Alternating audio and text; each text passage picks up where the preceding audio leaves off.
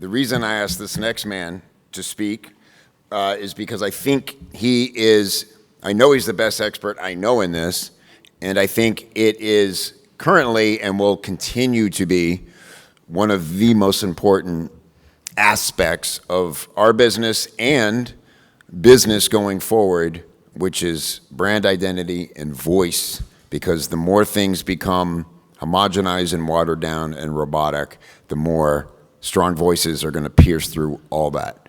So please welcome the best voice and copy expert I know, Mr. Justin Blackman.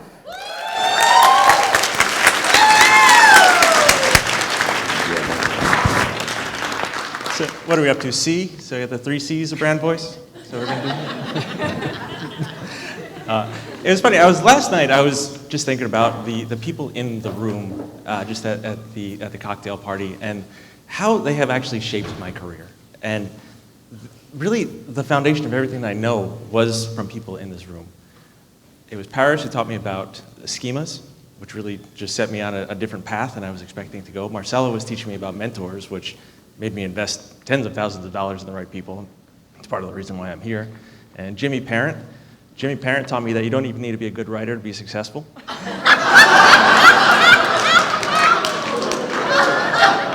I'm kidding, man. Keep it up. Those hooked on phonics tapes are working, bud.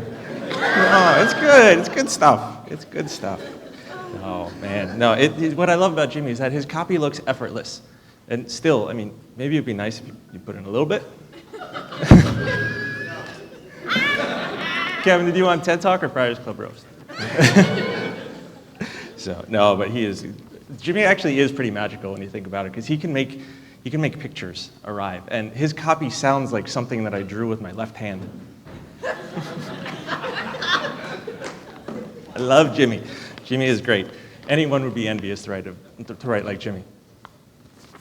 Sorry, I envy anyone who has never read Jimmy's copy.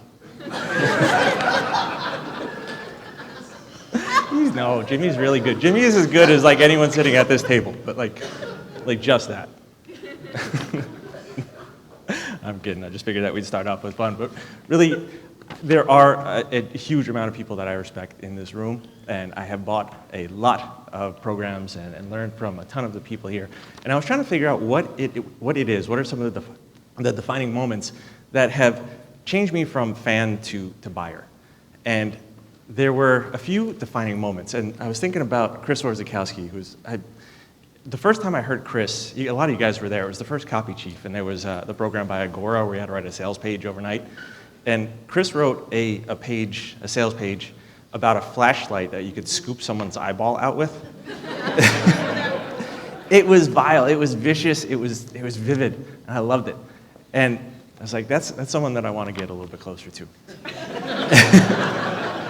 And then a couple of months later, he wrote something about royalties, and he's basically like saying all of this stuff is dead. And then Kim Krause-Schwam basically just posted a picture of her checks, and this is like, no, they're not. And I loved it because Chris started a fight, and then Kim finished it. But it was great. It was bold. These guys were making stances. They were making stands, and sometimes they won, sometimes they lost, but they were standing up for themselves. And Laura Belgray had basically just sort of rebelled against some of the best practices of book writing and hit the USA Today bestsellers list, so congratulations on that. And the more I thought about it, the more the people who I have bought programs from, they've all picked fights. Everyone that I'm spending money with right now, they're all picking fights. And it's not even just the copywriter. Steven Sashin is picking the fight with Zero Shoes. He's fighting against Big Shoe. And it works. I have 3 pair. It's a great product, but that's it. He's picking a fight. And you got Sam Woods, and Sam is either fighting for us or against us with AI. I'm not entirely sure. But he's doing something, and I paid him money, so it's working. And you've got Kevin. Kevin really has 2 fights. First, he's fighting for us as copywriters. He's fighting to train us to make sure that we have the skills that we need to succeed, that we are able to provide for our customers. He's making sure that we have the skills to make it as a freelancer and as a business and also as a person. It's a very noble fight. And secondly, he's still fighting and he's clinging on with the thread to prove that the Rolling Stones are still relevant. He's doing it. But Kevin does teach us to fight. It's really a huge part of his brand. You don't have to look any further than Angie Coley to see the type of the fighters that he breeds. Angie Coley's out there teaching us and giving us permission to kick ass. And until I met her, I was too busy. Yeah, applaud for that. Until I met Angie, I was too busy kicking my own ass, and then she realized that it works better if you do it to somebody else. So thank you. But I think what I'm saying is that the people who I'm actively hiring these days, the people who I'm investing in, they all have enemies. To someone, somewhere, they are actively unlikable. And they're defiant. And I think the difference is the fight doesn't even have to necessarily be big, but it does have to be specific. It has to be relevant. I don't know what the future of copywriting is. And if anyone was at the last Copy Chief event over in St. Pete, Ron Lynch was talking about how we pretty much have a 0% success rate of predicting the future. I'm okay with that. I don't pretend to know what the future of copywriting is. But if you ask me about the future of copywriters, I think it's those of us who are going to make it are going to be the ones who fight. I think that copywriters are fighters. Some of us are fighting for something. Some of us are fighting against something. Some of us are fighting with something. You can fight for change. You can fight for evolution. You can fight for the past, for the future, for the present. You can fight for presence. You can fight for clients, for customers, for your customers' clients, really anything. You can fight for your kids, your cause, your life. Beastie Boys even taught us that you can fight for your right to party. This stuff works, but you have to make a cause. You have to stand up. There are people that fight against others. There are writers that fight against other people. We've got Daniel Throssell, who basically just talked about all of that, so I can basically cross off that. But it's impressive. Like his mailing list comes with a warning label. Like it is specific. It's vitriolic, but it works, right? He's picking a fight and he's making a difference. And then Chris Haddad, I'm relatively new to his world, but the thing that made me really interested in Chris is that he seems to be fighting against himself. But it's great, like the transition, the evolution of him as a person. He's fighting against himself and he's winning. And it's really impressive to watch. And I'm actively buying a front row ticket to it. It's a big fight. It's an important fight. And that's kind of the thing, is the fights have to be important. Because like a lot of us are fighting about the Oxford comma. Stop. The Oxford comma is not important. For every person that shows me a sentence that needs the Oxford comma, I will show you 17 that don't. And I use the Oxford comma. It's just not an important fight. And actually, it kind of makes you sound a little elitist when you defend it. Let that shit go, please. I'm fine if you use it. Just don't fight. Pick your battles. Choose something bigger. Choose something fight-worthy. I think that's it. Because with everything that's going on right now, I think the key is that if you want to stand out, you have to stand up. That's it. That's what we need to do. Copywriters are fighters. We need to start standing up. You have to find your soapbox. You have to find your mission. You have to find your enemy. It's different. There's a lot of talk out there about following your passion. That's important. It's important to have passion. You want hobbies. You need interests. It's stuff that makes your pastimes. But that's not necessarily it. And passion can actually have a dark side. Darth Vader was passionate about killing Jedi. Passion isn't enough. Passion is a noun. It's something that you have. I think we need to go deeper because it's not just about enthusiasm. It's not just about, stuff that we're interested in. What I'm talking about is compassion. Compassion is it's interest plus action. So compassion gets compared a lot to empathy or sympathy. So the common analogy is that empathy is feeling with someone, sympathy is feeling for someone. Compassion is empathy plus action. You actually have to do something to help them. It's like the analogy of someone being in a hole. With empathy, it's like, oh man, you're down in a hole. I'm going to come down with you, and we're going to be in this together. We're going to figure this out. Great, but now you're both in a hole. Sympathy, oh man, you're down in a hole. That sucks. I feel bad for you. Here's a greeting card. You're showing a little care, but you're not doing anything. Compassion is empathy plus action. You're down in a hole. That sucks. I feel really bad for you. I want to help you because you're at risk of starvation, so here's some food, and I'm going to go get a ladder. You're taking action. You don't have to get down in the hole with them, but you have to take action. That's the difference. I think a lot of us, we lead with empathy, we talk about sympathy, we write about it all the time, but it's the compassion that's the difference. It's the action. It's a noun plus verb. Passion is a noun. Compassion, noun plus verb. That's the difference. We have to take action. We have to stand up. We have to do something. The most important thing about compassion is that there is an injustice. We have to be fighting against some type of injustice. And there's plenty of it around here. I'm not going to tell you which one to pick. But that's the difference. Everyone that I am hiring, the mentors that I'm seeking, the programs that I'm buying, they're all fighting against an injustice. We're all hearing about courses being dead and all that stuff, and the price of information being zero. It's the injustices that people are teaching us, and they're fighting with, fighting for, fighting against. That's the difference right now. I think that's the difference. I think that's the future of copywriting, of copywriters.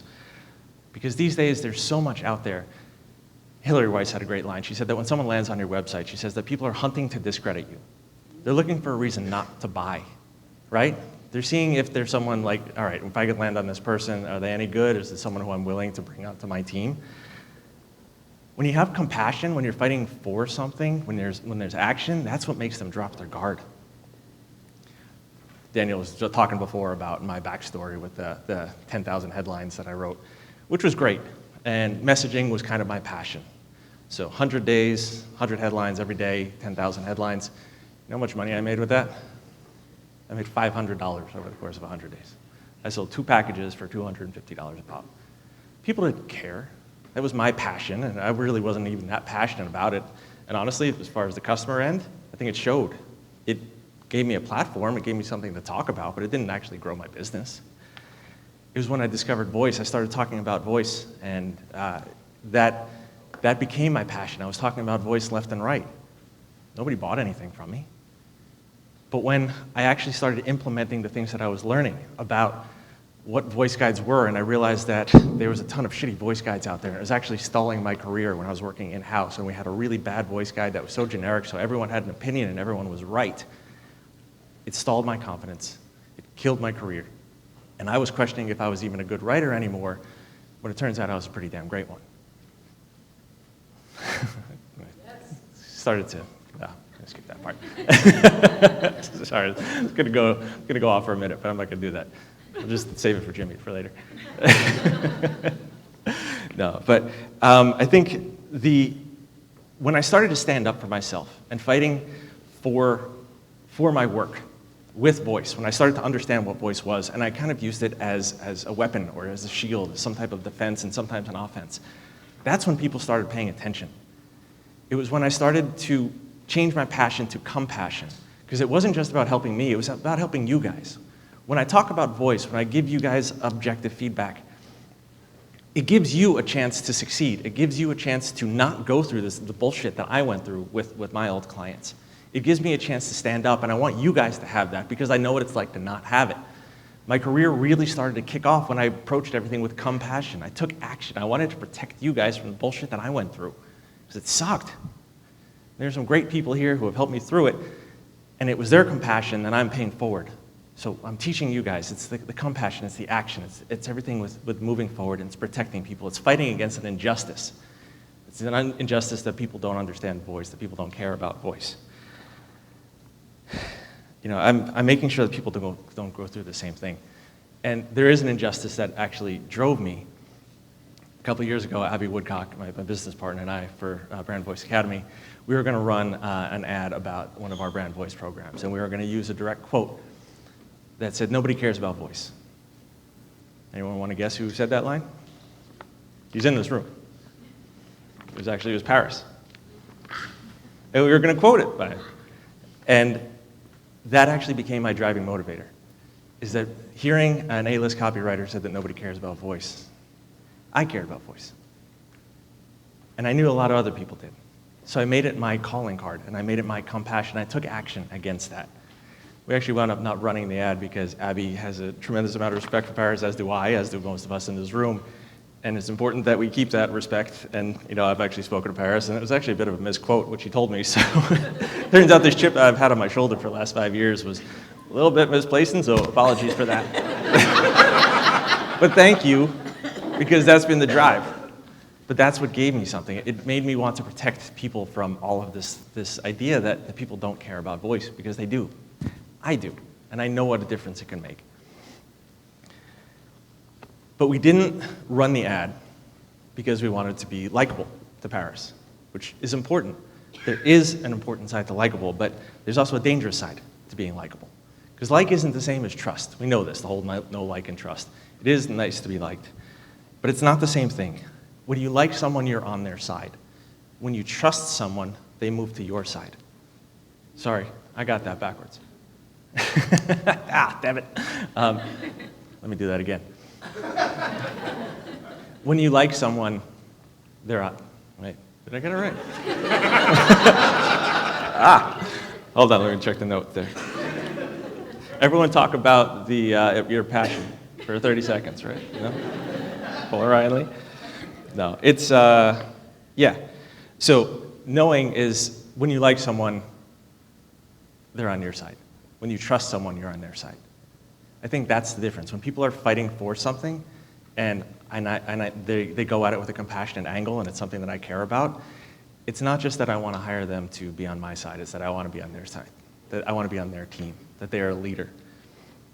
And there's a difference between experts and leaders. I'm actually reading Ben Settle's new book, and he says that people listen to experts, but they follow leaders. I love that line. People listen to experts, but they follow leaders. Likeable leaves you squarely in the middle, which is an okay place to be. That's how you get to where you want to go. You have to pass through that middle. It's not always a bad place, but it is a passing stone. It's a stepping stone. Choosing a side gets you on where you want to go. It gets you on the most wanted list, which could either be a good thing or a bad thing, but it's a thing. It's an important thing. You want to be wanted. And it's okay to have an enemy. Marcella is actively trying to take down the patriarchy of copywriting. Something that would greatly benefit me. I want to be part of the patriarchy of copywriting. It's one of my goals. Marcella is actively trying to take it down, but there's an injustice, and she is fighting it. And I'm kind of on her side. It's an important thing. It's there. There is an injustice that you cannot deny.